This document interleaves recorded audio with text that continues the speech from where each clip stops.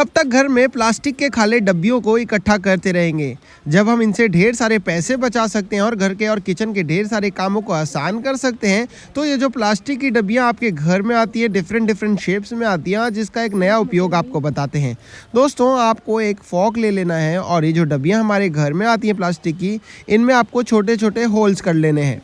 ये हमने फॉक की मदद से किचन के अंदर गैस के ऊपर आप देख सकते हैं कितनी आसानी से छोटे छोटे फॉक की मदद से हमने ऐसे इसमें स्पेस बना लिया है। अब आपको क्या करना होगा दोस्तों, ये डब्बियाँ जितनी भी हों आपको सारी की सारी यूटिलाइज़ कर लेनी है, क्योंकि हर एक डब्बी का हर एक बेहतर उपयोग होने वाला है।